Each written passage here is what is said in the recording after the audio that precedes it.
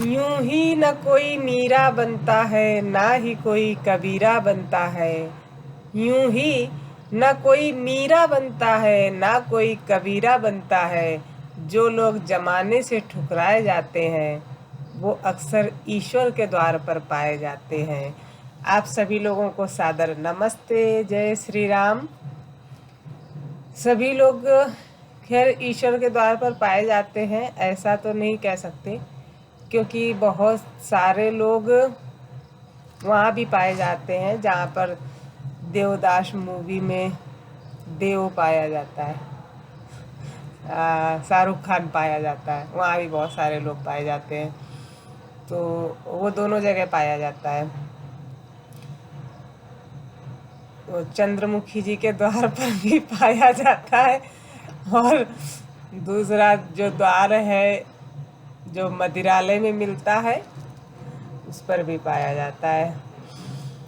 तो जो फिल्मों ने है, इन लोगों ने डायरेक्शन बहुत बदल दिया है हमारे जीवन का, कि हमारे साथ कोई घटना घटित होती है जीवन में इस तरह की, जो हमारे लिए बहुत ही प्रतिकूल हो जाती है, बहुत ही प्रतिकूल हो जाती है।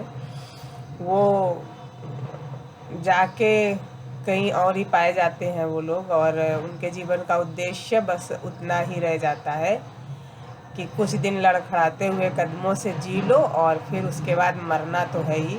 उसके बाद अभी देखिए बैंड की बहुत आवाज़ आने लगी है। वीडियो को थोड़ी देर स्टॉप करती हूँ मैं। देखिए जी, बहुत देर हो गई मुझे प्रतीक्षा करते करते, लेकिन बैंड बंद नहीं हो रहा है। बैंड की आवाज़ लगातार आ रही है जी।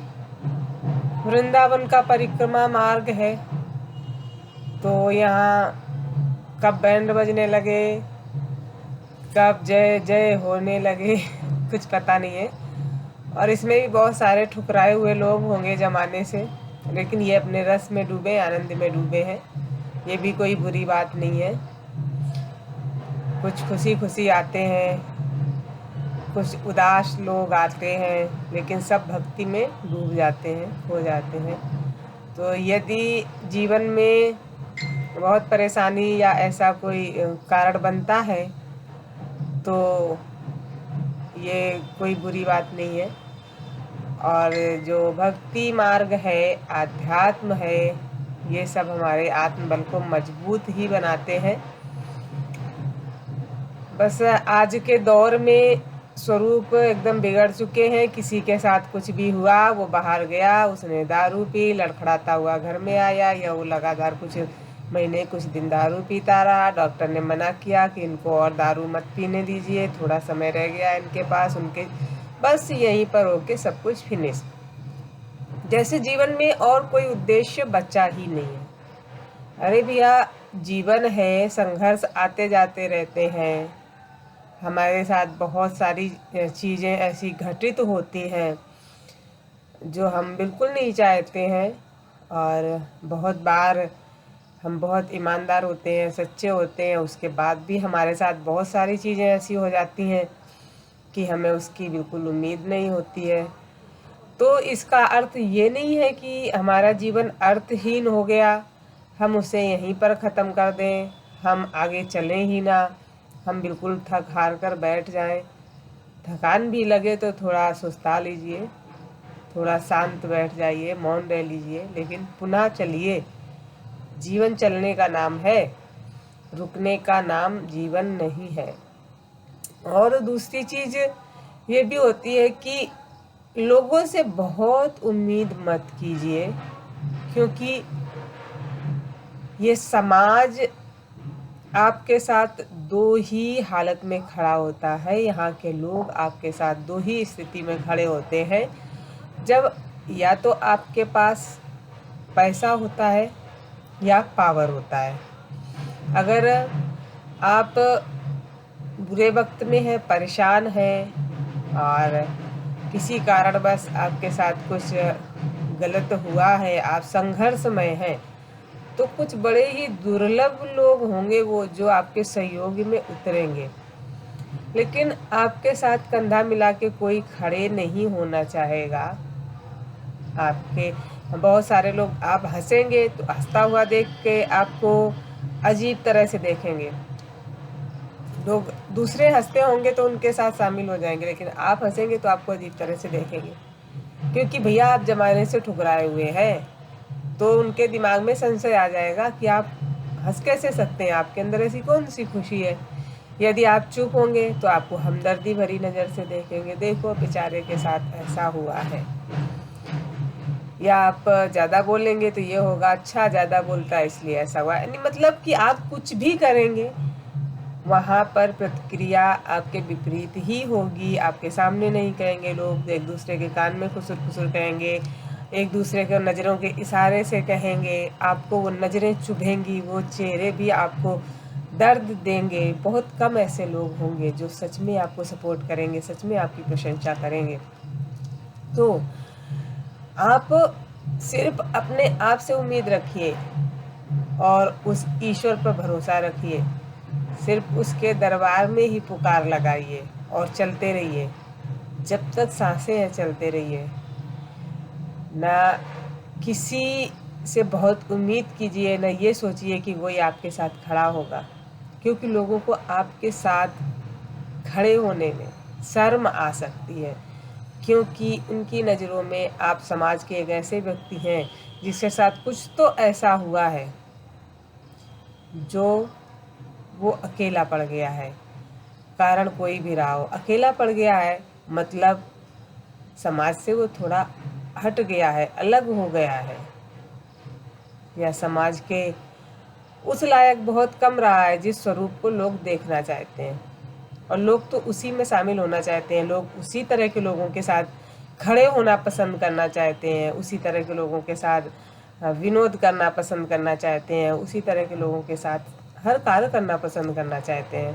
तो आप इस सारी बातों को देखकर, इन सारी दृश्यों को देखकर बिल्कुल उदास मत होइए, क्योंकि आपको अपने साथ चलना है, आपको अपना बनकर चलना है, आपको धैर्यपूर्वक चलना है, आपको स्वयं के लिए हंसना है, आपको स्वयं के लिए गाना है, आपको स्वयं के लिए बोलना है और स्वयं का मित्र बनना है।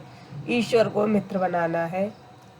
जो आपसे अपनेपन की बात करता है वो भी अपना है, जो आपसे नहीं बात करता है वो भी अपना है, जो आपसे दूर से ही नमस्ते करके चला जाता है वो भी अपना है। ना कोई अपना है, ना कोई पराया है।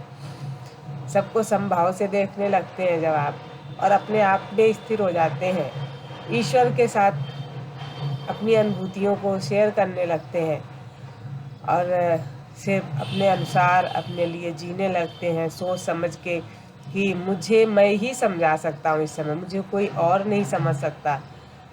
तब आपका आत्मबल मजबूत होने लगता है, आप हर स्थिति को समझने के लिए तैयार हो जाते हैं और आप जीवन का अर्थ भी समझने लगते हैं कि ये जीवन बर्बाद करने के लिए नहीं है, इस जीवन के और भी बहुत सारे अर्थ हैं, बहुत सारे कार्य हैं, बहुत सारी चीज़ें करनी है, इसका आनंद उठाना है, ना कि किसी भी कारण को लेके और दूसरों के ऊपर दोषारोपण करते हुए कि उसने मेरा जीवन बर्बाद कर दिया, उसने मेरा जीवन बर्बाद कर दिया, उसके कारण ये हो गया। दूसरों के ऊपर दोषारोपण ना करते हुए, जितना जो हो गया है वो हो गया है, जो हो रहा है उसका सामना करते हुए हम आगे बढ़ने लगते हैं। और जो ये आत्मबल की मजबूती हमें मिलती है, ये सिर्फ अपने आप से, सही रास्ते पर चलने से, ईश्वर के साथ अनुभूतियाँ शेयर करने से और उसे अपना मानने से, स्वयं को अपना मानने से ही मिलती है। लोगों के लिए सोचते रहेंगे कि उसने मेरे साथ ऐसा किया, वो मेरे बारे में ऐसा सोचता है, या हम गलत रास्ते पर जाएंगे अपने थोड़े से सुकून के लिए, छोटे से सुकून के लिए हम गलत रास्ता अपनाएंगे, तो वहाँ से भी सिर्फ हम कमज़ोर होके ही लौटेंगे, हम सिर्फ हताश होकर ही लौटेंगे। कुछ घंटों के लिए, कुछ समय के लिए हमें सुकून मिल सकता है, लेकिन वहाँ से अंत में सिर्फ हताशा ही मिलेगी। तो इसलिए मेरे विचार से तो स्वयं ही स्वयं के मार्गदर्शक बने, स्वयं ही स्वयं का उदाहरण बने, ईश्वर की साथ अनुभूतियाँ जो रहें आपकी वो स्वयं के साथ शेयर करें, और उन अनुभूतियों में, उस आनंद में जिएं और हर पल जीवन में आगे बढ़ते रहें। स्थिति चाहे जैसी भी हो, धैर्यपूर्वक बढ़ते रहें, कभी रुके नहीं, कभी ऐसे किसी रास्ते पर ना जाएं जो आपको पतन की ओर ले जाए, जो आपको शारीरिक क्षति पहुंचाए, जो आपको मानसिक क्षति पहुंचाए। बस स्वयं से प्रेम करें और ऐसी घटनाओं को, ऐसे लोगों को पढ़ें जो इस तरह के संघर्षों से बाहर निकले हैं, और जिस दिन वो सफल हो गए उस दिन फिर उनके साथ दुनिया खड़ी होने लगती है। जब तक उसका संघर्ष चलता है तब तक उसके साथ कोई नहीं खड़ा होता है, और जब वो सफल होकर खड़ा हो जाता है तो उसके साथ दुनिया फिर से खड़ी हो जाती है, समाज फिर से खड़ा हो जाता है। हो सकता है आप उतने सफल ना हो पाए कि आप एक उभरते हुए चेहरे बन पाए या समाज आपको पहचान पाए, कोई बात नहीं, लेकिन कम से कम अपनी नज़रों में आप एक सफल व्यक्ति बनिए। और अपनी दृष्टि में आप तभी सफल व्यक्ति बन सकते हैं जब आप हालातों से ना हारें, और जब आप अपनी दृष्टि में सफल व्यक्ति बन जाते हैं तो आपको किसी और की दृष्टि में सफल बनने की कोई भी चाह नहीं रहती है। आज के विचारों के आदान प्रदान में बस इतना ही, और कृपया मेरे चैनल को सब्सक्राइब करते रहें, लिंक शेयर करें।